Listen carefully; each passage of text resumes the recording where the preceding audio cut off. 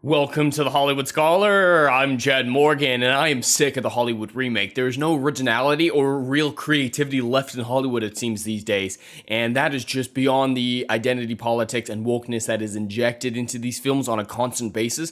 Just from a creative standpoint, just the lack of originality is driving me mad. Nothing seems to be approved in Hollywood unless it's part of a big overarching franchise or a remake or a reboot of a beloved franchise or film from the past. And things are getting quite excessive. I mean, Disney remaking every single one of their classic animated films was tired about 8 years ago. Now it's just really gone way too far. And there's a next victim to be on the chopping block of these remakes that don't make any sense and don't really offer anything new to the story beyond identity politics. So there's that added level of just cringe in it as well, beyond just being an unoriginal remake. Now it's woke as well. And that new addition is The Wizard of Oz. Now we're gonna get a modern reimagining of Wizard of Oz, and there's gonna be gays in it. How progressive, how brave and stunning. This is what our society and this is what our creative industries have been debased to, is you just gotta make old shit gay. That's the most creativity that they have left in these stalwart bastions of old Hollywood. And it's honestly pathetic, in my opinion, that these people claim to be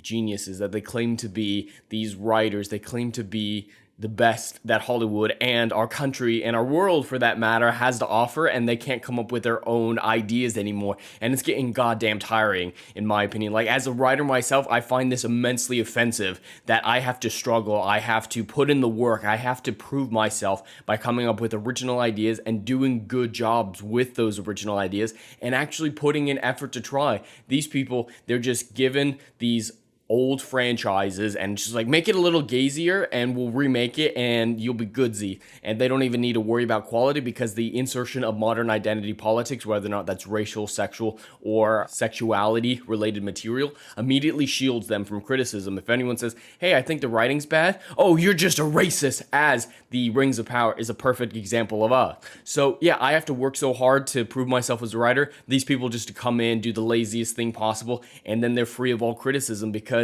their critics, they're not really judging it on the quality of the material. They can't be, because of the diversity and inclusion policies that surround these projects. And I don't know anything about this Kenya Barris. I'm not familiar with this person whatsoever, but I have no doubt whatsoever that it is from a position of laziness, as all these projects have been in the past, and I am not giving this project a chance whatsoever, even without the insertion of politics, as he says in this article. It's a very short article. We're going to read all of it, but this comes from Variety. Kenya Barris says, Wizard of Oz remake will include alphabet representation to reflect the world. And that's a phrase that they would constantly want to use, like with Rings of Power and so many other things. We need to reflect the real world. We need to reflect our world.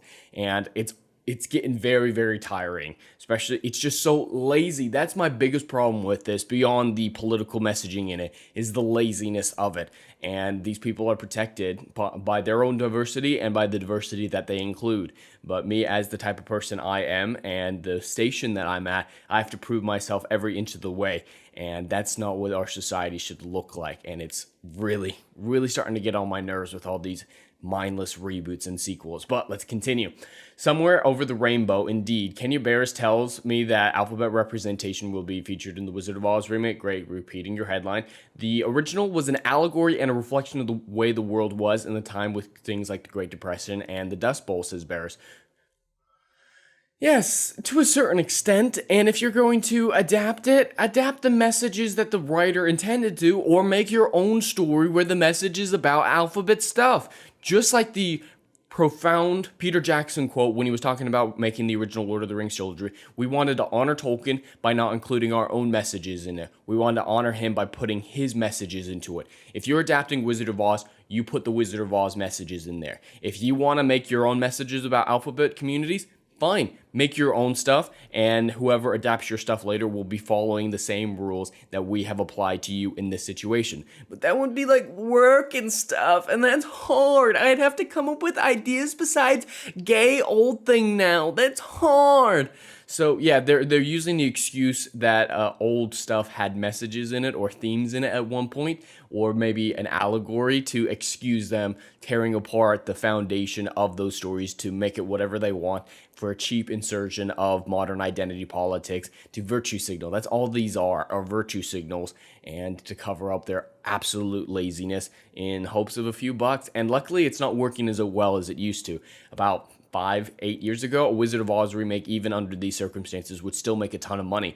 But that's not happening anymore with like Pinocchio crashing and burning, with so many others. Just people are giving up on these. The new Cinderella on Amazon Prime, a lot of the stuff isn't working anymore, and it's actually great to see. So I have no doubt that this movie will crash and burn because people have gotten tired of it. But let's continue. Now we're going to turn a mirror on where we're at right now and take desperate characters from the alphabet community, from different culture communities. Oh, so they're going to be racially diverse as well. Got to double up the protection there. And socioeconomic community, so they're all going to be poor. When they say different people from social economics, if there's anyone who's not poor, they're the bad guy. That's kind of what we know going into situations like this. And tell a different story that reflects the world. I think this is the best time to do that. What makes this the best time to do it? All the stuff that you claim to be championing in this has been an issue for a long time, according to yourself. So why is now any better of a time to tackle these issues than before or in the future?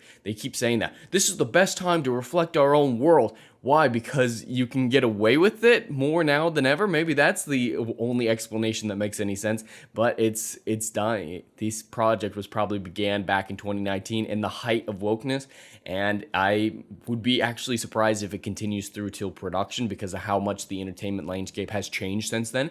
But again, lazy remakes seem like cheap victories for the producers and studio heads who don't know anything about creativity. They just see the dollar signs attached to these big reboots and sequels that they don't even care. So maybe not at this point, who knows. But he continues, he understands a Wizard of Oz remake comes with tremendous pressure. Yeah, because it's like the original blockbuster. Yeah, there comes with some pressure, so why are you ripping it apart and destroying it? Same with Rings of Power and the original fantasy series. When you go after these big, stalwart bastions of their genres and what it means to be in that medium, you don't want to tear it apart and then mock the fans when they don't like it, because that's definitely going to be happening next. If anyone responds like me, if a lot of people respond to this article the way I am, there's going to be, oh, you're all just racist homophobes out there, which is not the case. I just want originality in Hollywood. Make your own story that's a metaphor for the alphabet community. I'm nervous, Barra says. Hopefully my movie can last as long as the original, he adds with a laugh. Hopefully my movie comes out. Yeah, I think you should be more worried about it actually getting made rather than it lasting for almost a century like the original did. This film will pale in comparison to the original, no matter what talent he espouses and what talent he actually has. It is just another woke remake that will be forgotten, because can any of us remember a modern day woke remake that was better than the original, that stays in the culture zeitgeist for more than a passing moment? I can't think of any, that's for damn sure. So just cheap, quick bucks is all that these studio heads are talking about, and it seems like woke remakes of the old stuff seem to be working for a while there, but they're not anymore, and they're gonna find that out in the hardest way possible, as with the Little Mermaid ratio is proving to the world right now. But anyway, that's all I have for today. I'd love to hear your thoughts in the comments below. Please like and subscribe, and I'll see you in the next video. Anon.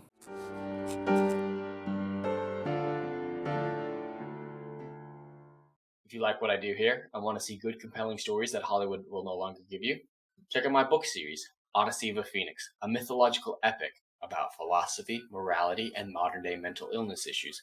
Books 1, Down in Flames, and Book 2, Apocalypse Then, currently on sale. Book 3, Kill the Dark, coming soon.